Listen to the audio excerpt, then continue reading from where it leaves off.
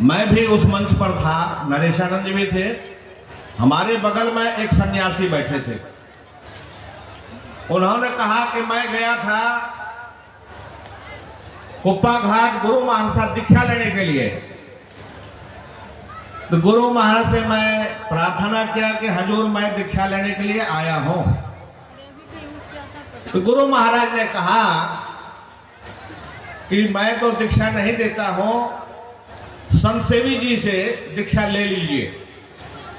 उन्होंने कहा सन्यासी कि मैं तो आपके पास दीक्षा लेने के लिए आया था, अगर दीक्षा आप देते हैं तो ठीक है, नहीं तो मैं डकैती करता था, पहले डकैत था, अब फिर बंदूक उठाऊंगा। अगर आप दीक्षा देते हैं तो आज से मैं सन्यासी बनूंगा, साधु बनूंगा। तो गुरु महाराज ने कहा अच्छा, जब तुम्हारा ऐसा ही विचार तो मैं ही बतला देता हूं। वो सन्यासी गुरु महाराज से दीक्षा लेकर के डकैती को छोड़ करके साधु बन गया। इसलिए कर्म फल बड़ा गहन है। और गुरु महाराज का उद्घोष है कि झूठ, चोरी, नशा, हिंसा, व्यभिचार, 5 पापों से हम लोगों को बचना चाहिए। अगर हम लोग 5 पापों से नहीं बचेंगे तो हम लोग कर्म फल से नहीं बच पाएंगे। आज पहले आप लोगों ने सुना होगा, गुरु महाराज के समय में गुरु महाराज जो दीक्षा देने के लिए हमारे महापुरुषों को नियुक्त किए थे, अब इस संसार में नहीं है। लेकिन अभी वर्तमान समय में जिसको दीक्षा देने का अधिकार नहीं है, रजिस्टर उसके पास नहीं है, लेकिन इतने दीक्षा देने वाले हो गए हैं उसका कोई गिनती नहीं है। महासभा के जितने सदस्य लोग बैठे हुए हैं, इन लोगों को भी कोई पता नहीं है कि कौन दीक्षा दे रहा है, कौन नहीं दे रहा है। अब वो दीक्षा दे करके करता क्या है, उसको तो दीक्षा का पैसा मिलता है, वो ले कहां जाता है शायद आप लोगों को नहीं मालूम। घर में देता है, परिवार को पालता है, बच्चे को पालता है। और लोग अंधविश्वास में दीक्षा ले रहे हैं। कौन उसको दीक्षा देने का अधिकार दिया? रजिस्टर है उसके पास में कि नहीं है?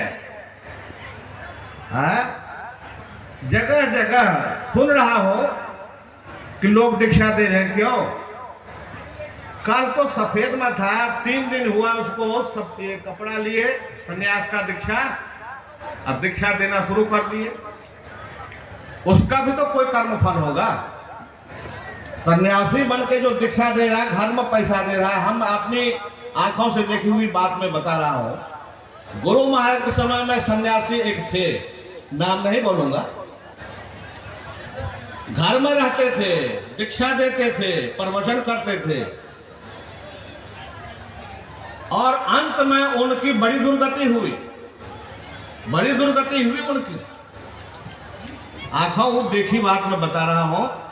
बड़े कष्ट से उसका प्राण निकला। तो जितने हमारे यहां पर बैठे हुए सन्यासी लोग, सत्संगी लोग, आप लोगों को संदेशा देना चाहता हूं कि जिसको दीक्षा देने का अधिकार है, पहले उसका रजिस्टर चेक कीजिए कि ये कहां से रजिस्टर मिला है, साइन उस पर किसका हुआ है, हरिनंदन जी महाराज का है कि भगीरथ जी महाराज का है कि प्रमोदानंद जी महाराज का है, किसका साइन है उस पर, कहां से उसको रजिस्टर मिला है। उनसे दीक्षा लिया कीजिए, अब तब भजन कीजिए, नहीं तो आपका भी कल्याण नहीं होगा, जो दे रहा है उसका भी कल्याण नहीं होगा।